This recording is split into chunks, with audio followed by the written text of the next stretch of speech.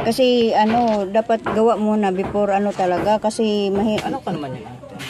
Ako, ang gusto ko talaga, kaya nagbigay ako kagabi kasi nga gusto ko talagang maayos yung ref na yan. Eh, nabigla ako sa ano kasi gusto naman ng kuya kong tumulong din. Kaya yun nga, nabigla ako, tumawag siya.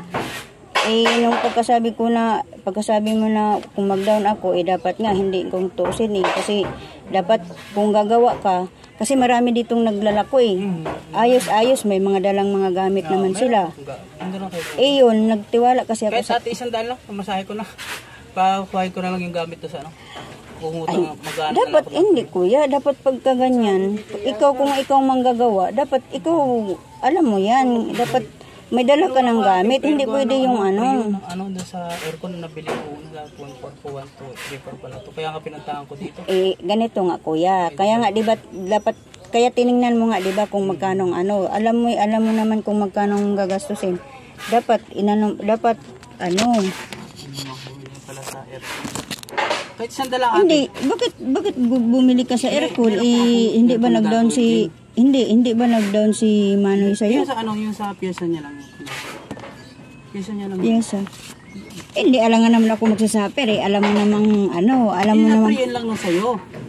Yung kay kuya, walang pre yun. Ano lang yun? Ano lang yun? Hindi, oo nga. Dapat yung sa akin ang siguraduhin kasi. Oh, yan. Ano, kailangan ko kasing ano talaga yan.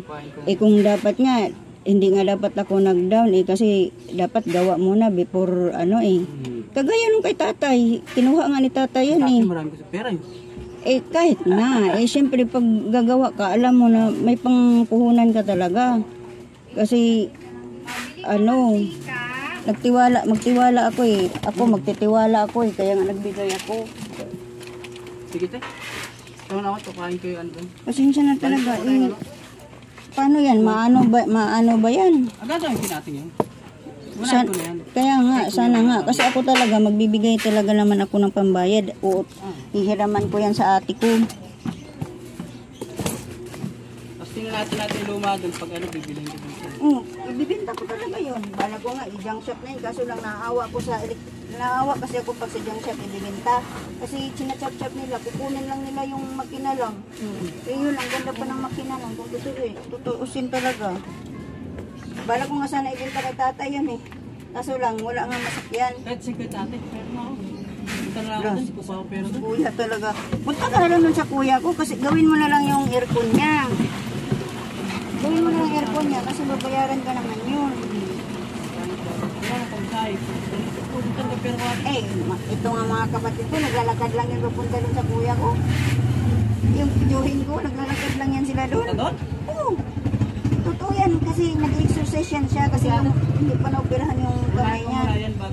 Pag ano natin, idaan ko na lang dito yung gano'n. Oo. Basta gawin mo lang talaga yan kuya. Palit na gano'n yan ang priyon. Niya kulang daw kasi 700 daw ang priyon. Mahal man ito priyon dito siya. Mahal naman talaga ang priyon. Ito saan mo ito dante? Hindi ko nga alam eh. Ang aga din nag-ano eh. Pagbukas ko na nandiyan na yung motor na yan. Marunong tumingin yung bawal parking.